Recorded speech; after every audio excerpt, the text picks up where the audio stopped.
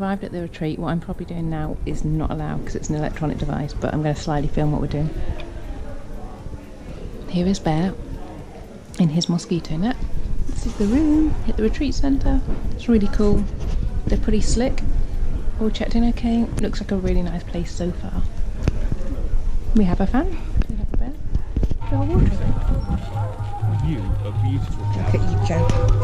So it's our first full day of the retreat, and you can probably hear in the background kind of repetitive, nice noise. Yeah, sure. So at 3 o'clock this morning the monks started chanting. Through a microphone. Through a microphone. Speakers. And then this started at 4, and it's now 10, and it is not yet finished. But as you can see, it's beautiful countryside, but maybe not the quiet idyll you would think. Chris has already spent about an hour and a half in seated meditation.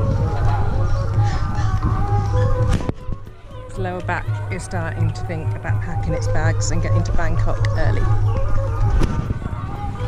So we've walked into town, and this is the local market. Extremely local, but really, really cool in that you can tell that people from the farms obviously bring their produce for sale. Not many other white people around. Crazy seller. Crazy seller though. Why is he crazy? He's so crazy. Slightly different shopping at Waitrose. Hey Poochie. Naughty, we went out in search of coffee, but the coffee shop was shut. But it's okay because I have my own contraband coffee smuggled in. But look at this. The little cows pulling along their little cow cart. Having a great day.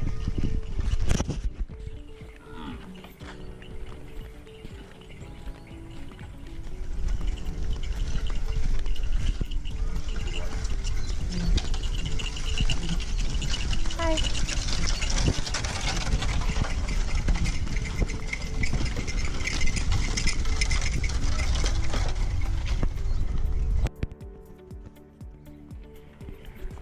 Eating up. Yeah, it's nice.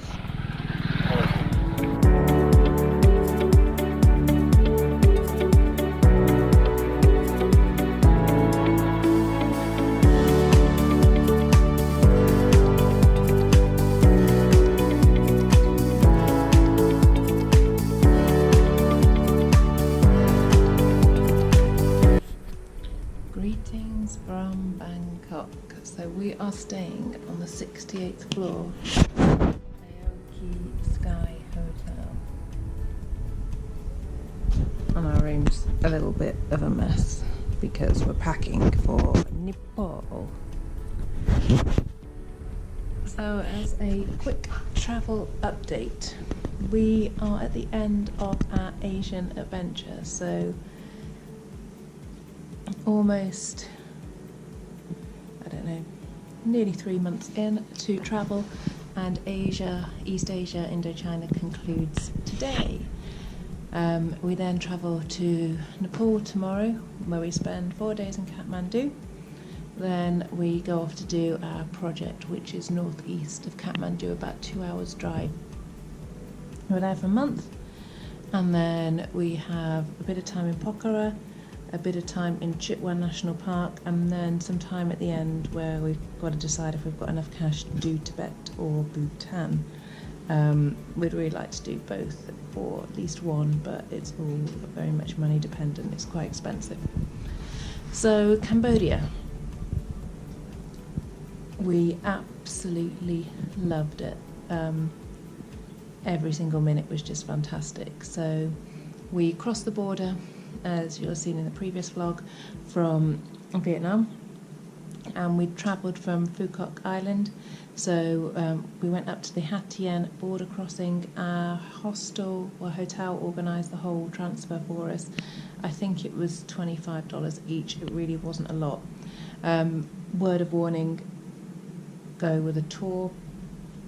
where they organise it all for you. If you try and pay for each bit separately, it turns up being a hell of a lot more expensive, and you've got no bargaining power. We saw some guys trying to do it and they were paying a huge amount of money to do it. So crossed at Hatien, onto a minibus, a massive coach came along and then picked us up to take us to Phnom Penh.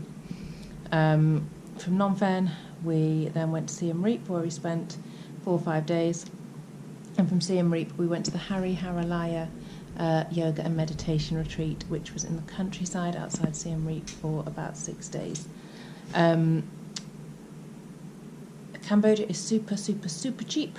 Vegan food is available pretty much everywhere, and they kind of understand veganism. Wine is kind of cheap, and beer is like pence. There is lots and lots to do in Phnom Penh. There's the obvious tourist kind of attractions, so the Killing Fields and going to the school, which was turned into the torture chamber by the Khmer Rouge. We stayed in a hostel called the Komodo Japanese Hostel, which was right next to the school, which was fantastic, super affordable, lovely staff in a really great area. But that was enough. Like, we didn't need to go into the school as well.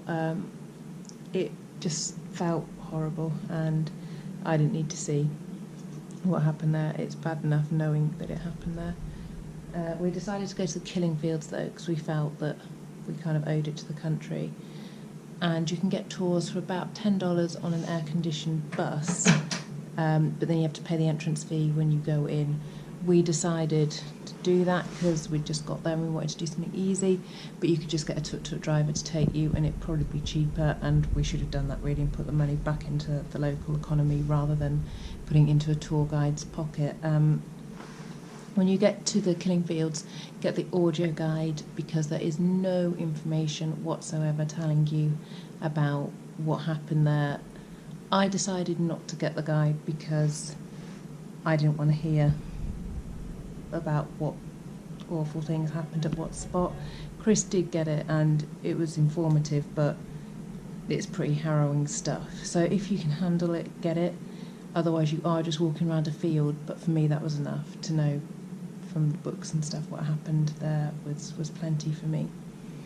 Other things we did in Phnom Penh, there's a big market called the Russian market, which is not Russian at all, but it's where the Russians apparently went to buy stuff when they were in Cambodia before the Cultural Revolution, and that's really cool. Loads of touristy stuff, but fun stuff as well, and haggling there is really good fun. The area by the Mekong is very touristy and a little bit seedy, so we kind of walked down there and then decided to stay away.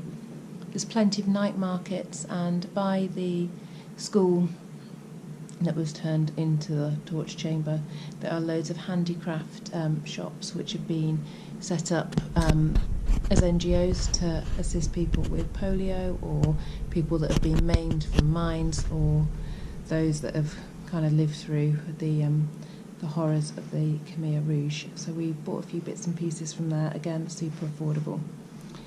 Tuk-tuks didn't seem to screw us over at all. They all asked for a very reasonable price for wherever we were going, so we rarely negotiated with them. I'm sure you could get it cheaper, but you're talking like $2-3 to get miles across town, and it got kind of to the point where we were actually paying them more because we felt guilty that they'd asked for so little and we were going so far. To get from Phnom Penh to Siem Reap, we actually flew, and that was very cheap when I booked, and very affordable. Actually no, we didn't fly. What am I on about? We got a bus.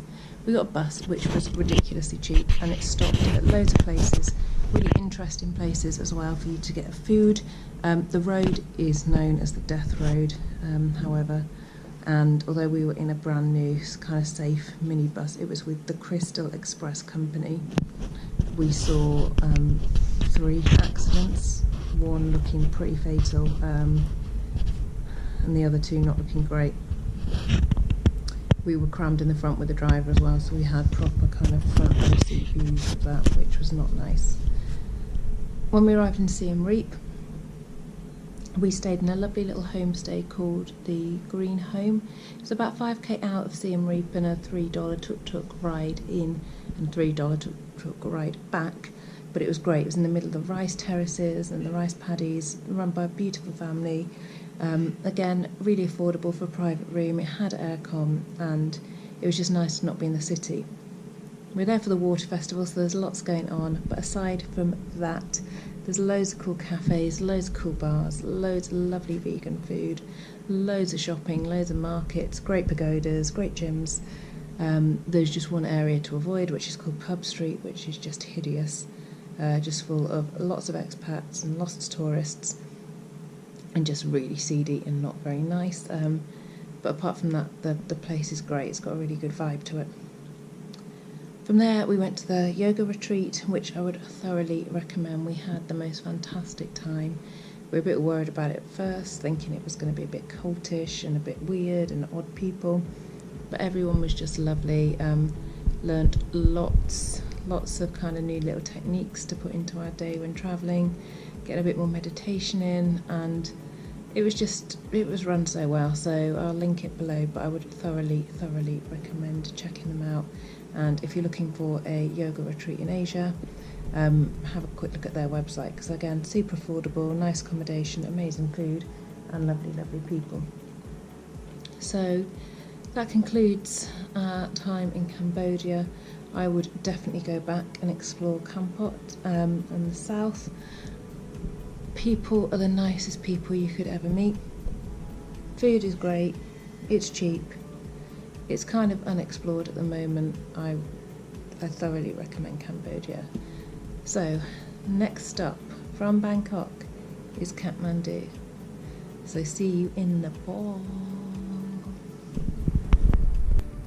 Good morning, Bangkok. Look at that. The sunrise was over here this morning. It was beautiful, red sun. We have done our morning meditation and yoga practice.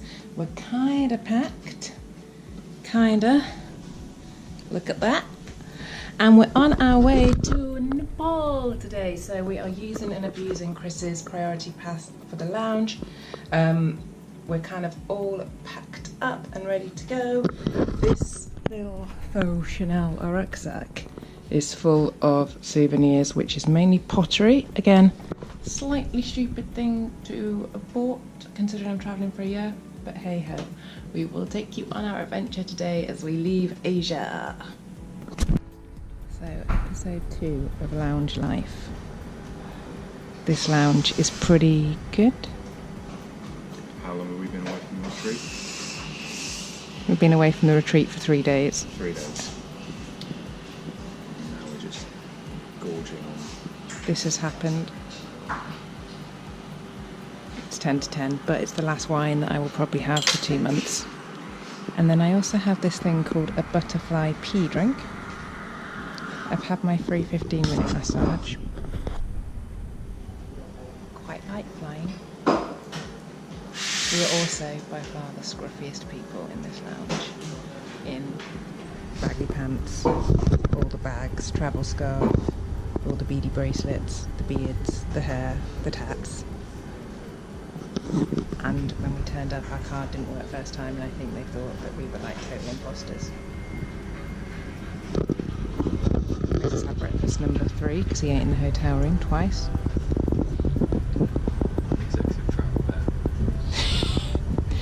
Very important. It's alright. We're off to go and help like orphans in Nepal now, so Very important person. deserve this. I require my fruit to be cut into small bits and put on a teeny tiny stick. Are you going to have butterfly pea drink? Yeah. Lounge life. Look at this.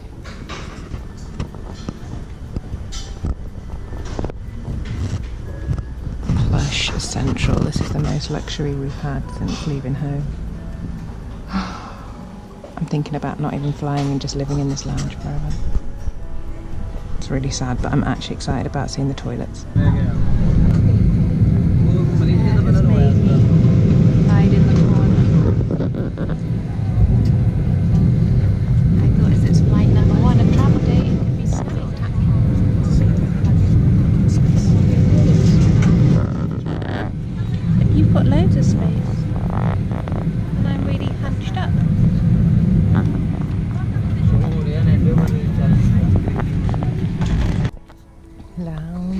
5, part 3. So we made it to KL Airport and we are in our second time of the day. I've got some steam buns and some beans and coffee.